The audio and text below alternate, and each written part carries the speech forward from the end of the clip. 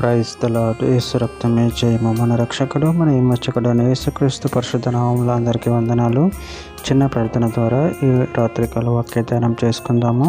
పరిశుద్ధ మహాగణుడైన దేవ యేసయ్య సర్వాధికారి నాయన మీకే వేలాది వందనములు కృతజ్ఞత స్తుతి స్తోత్రం చెల్లించుకుంటున్న దేవ ఈ రాత్రికాల సమయంలో ప్రభు వాక్య భాగం ధ్యానిస్తుండగా వాక్య భాగం మాకు అర్థమకు సహాయం చేసి మీ కృపలు బలపరిచి మీకు మాదిరిగా మమ్మల్ని నడిపించమని ఈ చిన్న ప్రార్థన ప్రభు యేసుక్రీస్తు అతి పరిశుద్ధ నామములో అడిగి వేడుకుంటున్నాను తండ్రి. Amen amen. కీర్తన గ్రంథం 136 అధ్యాయము 23వ వచనము. మనము దీన దశలో ఉన్నప్పుడు ఆయన మనలను జ్ఞాపకం చేసుకొనెను, ఆయన కృప నిరంతరం ఉండును. ఆమె. దేవుడి వాక్య భాగం దీవించును కాక.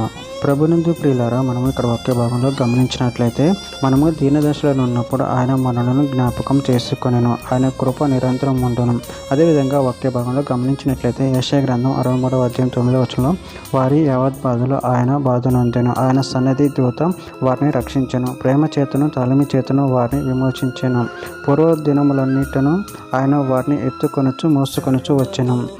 కీర్తనల గ్రంథం 72వ అధ్యాయం 12 నుంచి 14 వచనాలలో దరిద్రులు మొరపెట్టుగా అతడు వారిని విడిపించును, దీనులను నిరపరాధులను అతడు విడిపించును, నిరుపేదల యందును బీదల యందును అతడు కనికరించును, బీదల ప్రాణమును అతడు రక్షించును, కపట బలాత్కారముల నుండి అతడు వారి ప్రాణమును విమోచించును, వారి ప్రాణం అతని దృష్టికి ప్రియముగా ఉండును.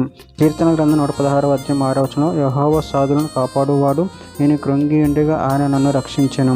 సమూయేలు మొదటి గ్రంథం 2వ అధ్యాయం 7-8 వచనాలలో యెహోవా దారిద్ర్యమును ఐశ్వర్యమును కలగజేయువాడు, కృంగజేయువాడును లేవనెత్తువాడును ఆయనే, దరిద్రులను అధికారులతో కూర్చుండబెట్టుటకును మహిమగల సింహాసనం స్వతంత్రింపజేయుటకును వారిని మట్టిలో నుండి ఎత్తువాడు ఆయనే, లేమిగల వారిని పెంట కుప్ప మీద నుండి లేవనెత్తువాడు ఆయనే.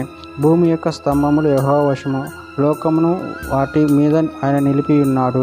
కీర్తన గ్రంథం 25వ అధ్యాయం 6వ వచనం యెహోవా నీ కరుణాతిశయములను నువ్వు జ్ఞాపకం చేసుకొనుము, నీ కృపాతిశయములను జ్ఞాపకం చేసుకొనుము, అవి పూర్వం నుండి ఉన్నవే కదా. కీర్తన గ్రంథం 102వ అధ్యాయం 17వ వచనం ఆయన దిక్కులేని దరిద్రుల ప్రార్థన నిరాకరింపక వారి ప్రార్థన వైపు తిరిగి ఉన్నాడు. చివరిగా ఒక మాట, లూకా సువార్త 1వ అధ్యాయం 48వ వచనం నా ఆత్మ నా రక్షకుడైన దేవుని యందు ఆనందించెను. ఆమె. దేవుడి వాక్య భాగం దీవించిన కాక చిన్న ప్రార్థన చేసుకుందాము. పరిశుద్ధ మహాగణుడు అయిన దేవ యేసయ్య, మీరు ఇచ్చిన వాక్య దాన్ని బట్టి ప్రభు కృతజ్ఞతలు చెల్లించుకుంటున్నా తండ్రి. మమ్మల్ని లేవనైతే దేవుడు మీరే తండ్రి, మమ్మల్ని కరుణించి దేవుడు మీరే ఉన్న ప్రభు అందరిని బట్టి ప్రభు కృతజ్ఞతలు చెల్లించుకుంటూ మీ ప్రేమ కృపలో మమ్మల్ని నిరంతరం కాచి కాపాడమని చిన్న ప్రార్థన యేసు నామములో అడిగి వేడుకుంటున్నాను తండ్రి. ఆమెన్.